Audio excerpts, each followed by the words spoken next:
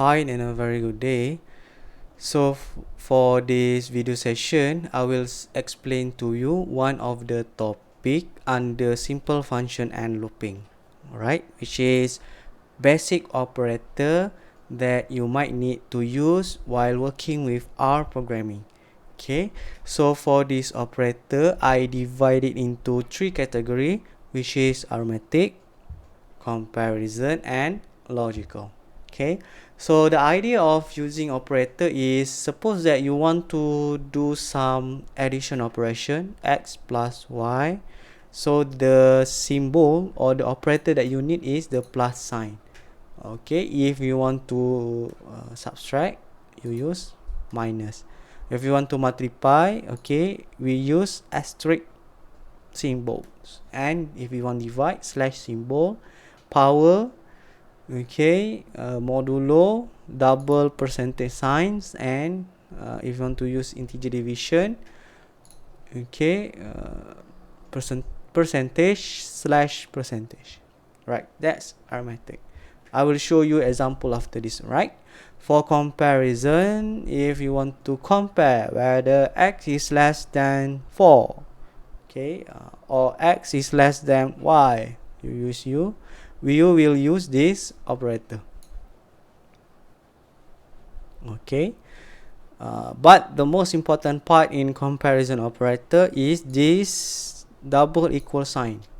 Okay, suppose that you want to test whether x is equals to y. It's not x equal, you have to put double equal sign to compare between x and y, whether x is equals to y. You have to use this double equal sign. Okay, if not, you can use the put the exclamation mark first and then the equal sign. Right, so that's the comparison operator. So the value, if you want to compare, the output should be the logical value.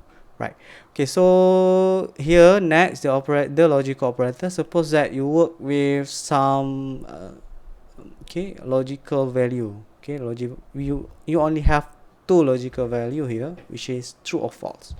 Right, so suppose that you want to check whether is not true. Okay, so the result will give you another logical value. Okay, I will show you example for all of this operator. Okay, so let's take a look in our R.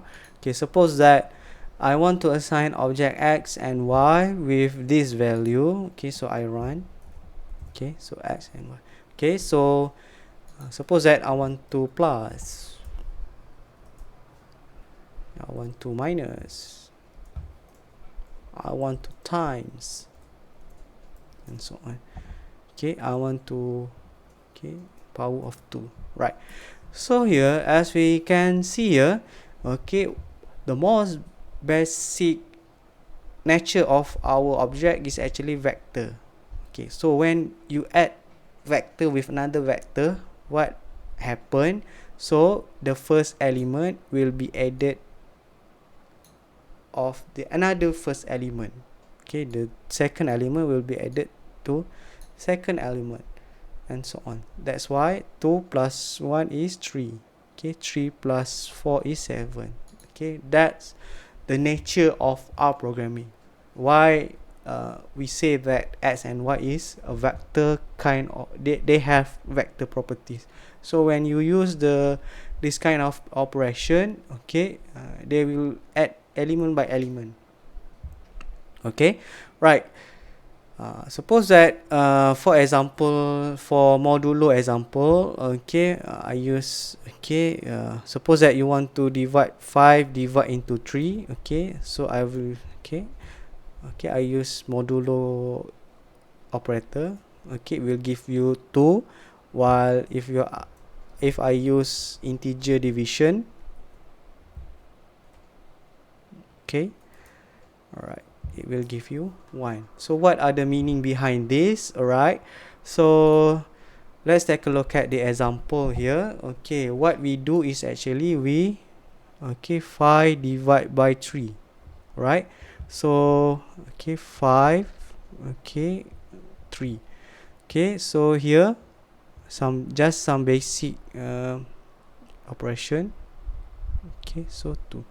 So here, okay, the result of if you use, okay, if you use modulo, okay, here if you use the integer division, right? So that's the thing.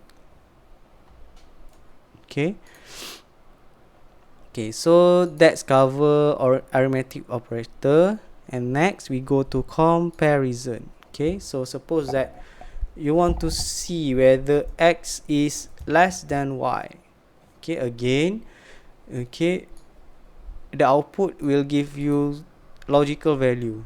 Okay, is this 2 is less than 1? No. So R, we say that it's false. Is 3 less than 4? Yes. Okay, again, R is not no and yes, true. Is 4 is less than 4? Because you not use the less than or equal to sign, so it will result in false output, and so on. Alright, again, x greater than y, and so on. Okay, again, if you want to check whether x is equal, is there any element in x is equals to y, you cannot do like this. This is actually wrong. You have to put double equal sign to check whether x is equals to y. Okay, so here, is it x equals to y? No, false, false, true, false. Okay, so that's the thing. Okay, or is it x not y? Okay, as we can see here, it is actually the inverse of, okay, false true, true false, and false true. So this is the thing that you need to understand while working with comparison operator. Okay, next, for logical. Okay, this is when we want to dealing with logical vector as k and m here. Alright, I clear it first. Never mind. Okay, so let's run this. Okay, k and m. Okay, so suppose that I want to use exclamation marks, not k. Okay, what happened? Okay, it will give you, okay, if not k, true, not true is false, not false is true. Okay, and then true, false. Why this 0 and 8 give you true and false? Right, again, in logical operator, okay, 0 considered as false, while another numeric value is considered as true. So not false is true, not true is false. Okay, suppose that we want to say k and m. Okay, any value that has false will result as false. So true and false is false, false and false is false. Okay, false and true is false, while true and true is true. Okay, for all. Okay, for all. Okay, if you have one true here, okay, true or false is true, false or false is false, false or true is true, true and true, true or true is false. True and true is true. Okay, so here how we work with comparison operator. The logical operator. Okay, right. So do you remember this square bracket? Okay, this square bracket here. Okay, suppose that I give you example by using x vector here. Okay, suppose that you want to look at, okay, again, this square bracket is, like I say in our class, is like a search bar, right?